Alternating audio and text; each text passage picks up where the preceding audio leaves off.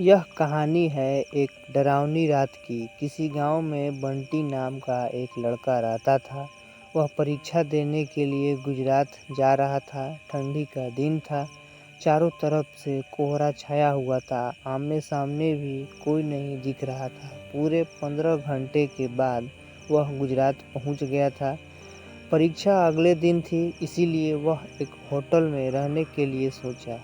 रात हो गई थी और कहीं भी उसे उसके बजट में सस्ता होटल मिल नहीं रहा था।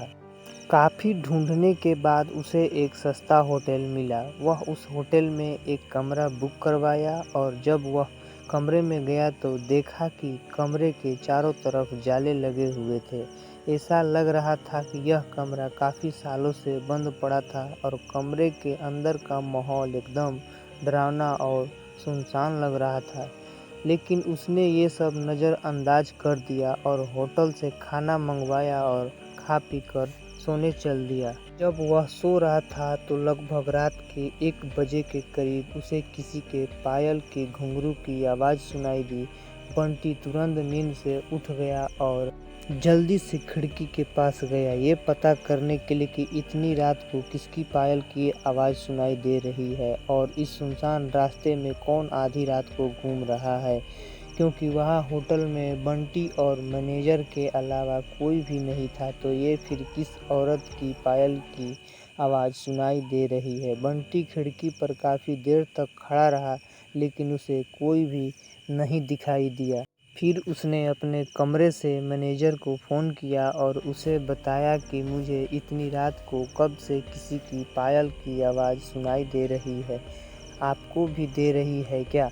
मैनेजर ने कहा कि सर, ऐसी कोई बात नहीं है, आपको हवा से ऐसा लग रहा होगा।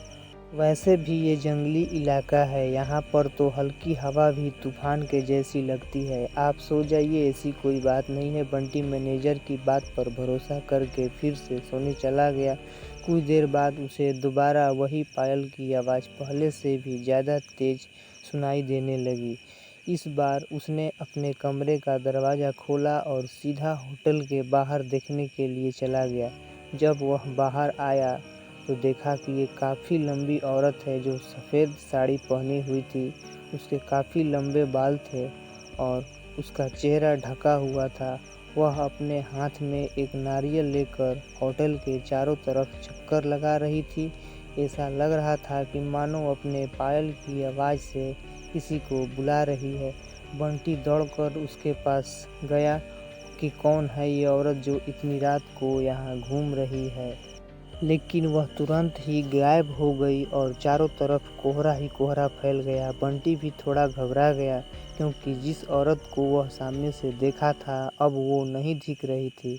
बंटी अपने होटल में वापस जाना चाहा, लेकिन फिर उसे दोबारा पायल की आवाज़ सुनाई देने लगी। बंटी अब उसे ढूंढते हुए जंगल की ओर जाने लगा। चलते चलते वह अपने होटल से इतनी दूर आ गया कि उसे पता ही नहीं चला। फिर उसने एक घने जंगल में कुछ ऐसा देखा कि उसका दिल दहल गया। उसने देखा कि एक औरत ने एक पीपल के पेड़ के नीचे 5-6 लाश रखी थी और बारी बारी से एक एक को नोच नोच कर खा रही थी। उसका मुंह खून से लथपथ था और चेहरा भी एकदम डरावना था।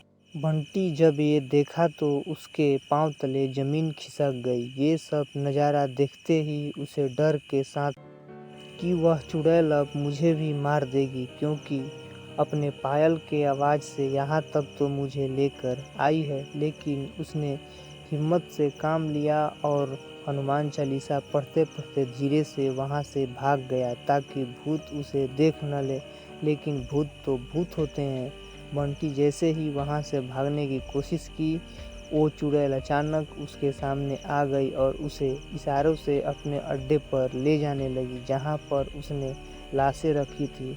बंटी हनुमान जी का जाप करके इतनी तेज़ी से वहाँ से भागा कि मानो जैसे उसके अंदर किसी की शक्ति आ गई हो। भागते भागते सीधा वह अपने होटल के वापस आ गया। वहाँ थोड़ी देर रुका तो उसे एक आदमी दिखाई दिया। उसे देखकर ऐसा लग रहा था कि ये अच्छा आदमी है। वह बंटी के पास आकर बोला, अरे भाई, क्या हुआ तुम्हें? इतना तुम डरे क्यों हो? बंटी ने सारा किस्सा उस आदमी को सुनाया तो उसने बताया कि भाई तुम बहुत किस्मत वाले हो कि आज तुम बच गए। वो भूत किसी को भी नहीं छोड़ती और तुम इस होटल में क्या कर रहे हो? इसको तो बंद हुए काफ़ी साल हो गए। बंटी जब उस आदमी का इतना बात सुना तो उसके डर के मारे पसीने निकलने लगे। फिर वह आदमी बताने लगा कि इस होटल में बहुत साल पहले एक लड़की के साथ 4-5 लड़के ने उसका भयानक तरीके से रेप करके मार दिया था। लड़की तो मर गई लेकिन किसी को भी नहीं छोड़ी और जो भी रात के समय में इस रास्ते से गुजरता है सबको अपने कब्जे में कर लेती है और मार देती है। और कुछ दिन बाद इस होटल पर पुलिस का छापा पड़ा, तब से यह होटल बंद है।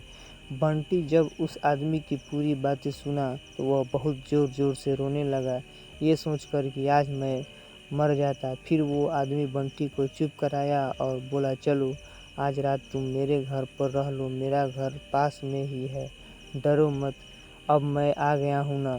बंटी उस आदमी को धन्यवाद किया और उसके साथ उसके घर पर चला गया और अपने आप से एक वादा किया कि आज के बाद वह भूल कर भी कभी भी अनजान जगह पर नहीं जाएगा। Thank you so much.